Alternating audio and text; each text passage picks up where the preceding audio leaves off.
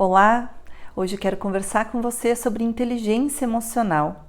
Inteligência emocional nada mais é do que a nossa capacidade de lidar com as nossas emoções e, mais do que isso, saber lidar com as emoções do outro. Porque muitas vezes na nossa vida nós vamos ser testados de verdade com as emoções dos outros. Às vezes as pessoas não estão legais e elas vão trazer aquilo que estão sentindo para nós. E muitas vezes a forma como nós vamos reagir àquela emoção vai desencadear ou um conflito ou talvez problemas muito maiores. Então precisamos sempre trabalhar nossa inteligência emocional. Outro ponto importante é que eu tenho estudado muito esse tema e eu tenho visto inúmeras pesquisas que associam a questão da inteligência emocional com algumas doenças ou com a saúde. Então, quando a pessoa, por exemplo, tem dificuldades em lidar com as próprias emoções, pode ser que ela desencadeie uma série de doenças e que muitas vezes ela pensa que é um sintoma só físico, mas pode estar associado com uma questão emocional. Por isso é muito importante que a gente possa trabalhar as nossas emoções. Então, eu vou trazer aqui alguns exemplos de doenças que às vezes acabam acontecendo na vida das pessoas e que talvez por trás disso estejam emoções que precisam ser trabalhadas. Então, por exemplo, o excesso de apetite, quando a pessoa tem muita fome. O que será que está acontecendo com essa pessoa? Então, eu trouxe aqui, num dos estudos, a questão da pessoa se sentir com medo, de ter uma necessidade de proteção. Então, o que ela acaba fazendo? Ela vai buscar no alimento algo para saciar esse medo. E no final, ela acaba causando outros problemas em função desse excesso de alimentos. O contrário também é válido quando a pessoa tem falta de apetite. O que vem por trás? O medo, a falta de confiança na vida. Então, o que será que falta para essa pessoa confiar em si mesma, confiar na vida? Bronquite, por exemplo. Quando uma criança desenvolve bronquite, o que pode estar acontecendo? Uma emoção que está aí por trás, um ambiente familiar, muitas vezes onde há gritos, discussões, ou às vezes onde há silêncio demais. Então, a criança acaba desenvolvendo isso. Ela precisa buscar paz, harmonia dentro dela para que ela saia dessa situação. O câncer, que é uma doença que cada vez mais vem atingindo milhares de pessoas e que os pesquisadores estão buscando aí algumas alternativas. Pode ser que a causa profunda ou provável seja algum tipo de mágoa, ressentimentos, aquela pessoa que guarda tudo e ela não expõe e ela vai alimentando aquela mágoa dentro dela, ela carrega ódio, então em cima disso ela pode desenvolver doenças como essas. Vamos ver o que mais aqui. Muitas vezes a pessoa tem dores, dor de cabeça, por exemplo. Dor de cabeça também demonstra um tipo de medo, uma autocrítica, aquela pessoa que se cobra demais, que sempre, na realidade, ela é boa, mas ela talvez até sofra do que a gente chama de síndrome do impostor, quando a pessoa acredita que nunca é boa o suficiente. Então, ela vai invalidando a si próprio e ela faz esforços demais. E muitas vezes ela chega no final do dia e ela sente aquelas dores de cabeça. Diabetes, por exemplo, quando a pessoa tem uma necessidade gigantesca de controlar. Vamos imaginar uma família, a pessoa precisa controlar tudo e todos. Ela precisa assumir aquele poder.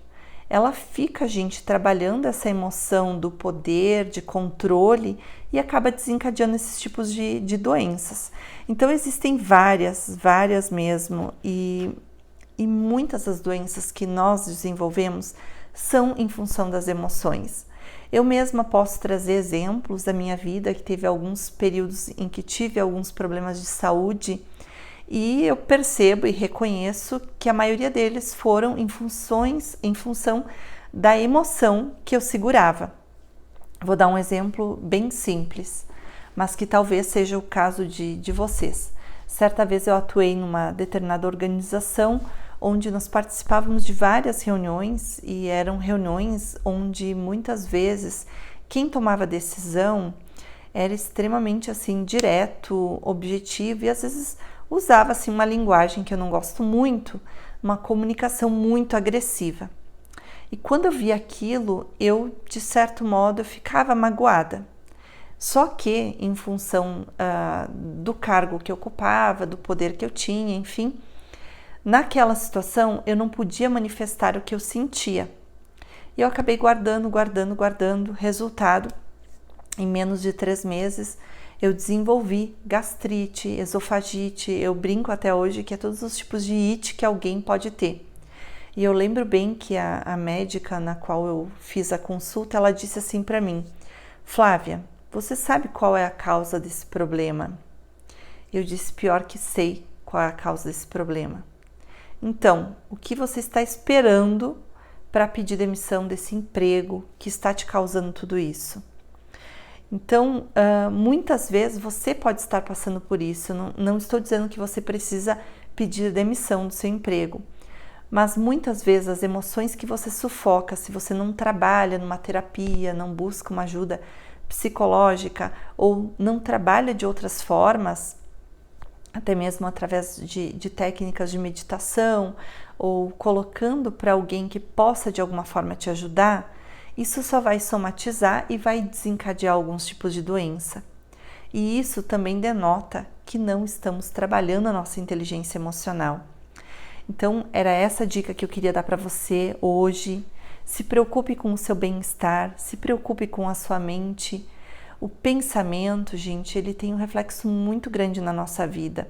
Tem outras pesquisas que eu separei aqui, por exemplo, que mostram que o simples fato de você pensar positivo, ele muda a forma como você vive. Então, vou dar um estudo aqui de Ohio, com 660 pessoas com mais de 50 anos. Após 23 anos, aqueles que encaravam o envelhecimento como uma experiência positiva viveram em média 7,5 anos a mais. Olha só que interessante. Agora imagina aquela pessoa que encara o envelhecimento com aspecto negativo. Provavelmente, o estudo também mostra que as pessoas acabaram morrendo muito antes. Outra coisa interessante, que eu quis separar um outro estudo que envolve também inteligência emocional. Tem aquelas pessoas que muitas vezes elas ficam reclamando da vida. Elas reclamam, se está calor elas reclamam, se está frio elas reclamam. E essas pessoas a gente encontra em qualquer lugar. Às vezes você encontra até no elevador, até assim aonde você menos espera. Você encontra, às vezes essas pessoas são da sua família. Porém, um outro estudo mostra, gente, que se nós ficarmos expostos 30 minutos a uma reclamação ou negatividade, isso pode danificar fisicamente o nosso cérebro. E aí, adeus as nossas conexões, a gente demora muito mais tempo para recuperar aquela energia que antes nós tínhamos. Então, evite pessoas negativas, evite notícias ruins, desligue a sua TV.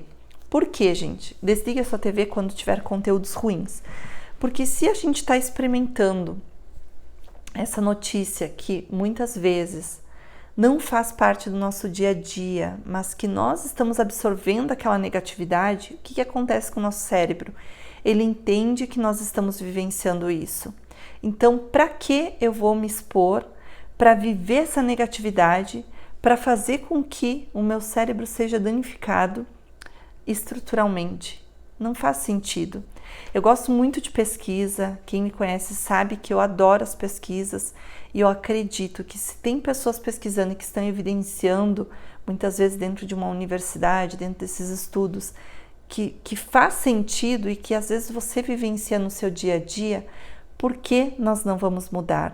Nós precisamos mudar, pensando que podemos, e a gente só precisa conhecer as técnicas, mas nós podemos gerenciar as nossas emoções e ao mesmo tempo evitar uma série de problemas de saúde que todos nós estamos suscetíveis a ter. Além disso, evitar pessoas negativas, evitar notícias ruins, tudo isso a gente pode fazer. Eu mesma, gente, há muito tempo já não assisto mais os jornais da TV aberta, porque eu entendo que aquilo lá, quando você liga, já é assim, o assassinato aqui, a morte ali, o governo que faz isso ou aquilo, então isso faz muito mal para a nossa saúde. Então gaste esse tempo com coisas que vão te trazer um resultado positivo.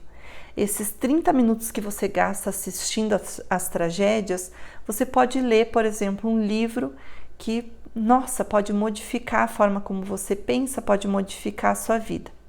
Essa era a minha dica de hoje. Eu me chamo Flávia Bernardi, eu trabalho desenvolvimento humano, treino líderes e equipes de alta performance. Se você gostou desse vídeo, comente para eu saber, compartilhe com seus amigos.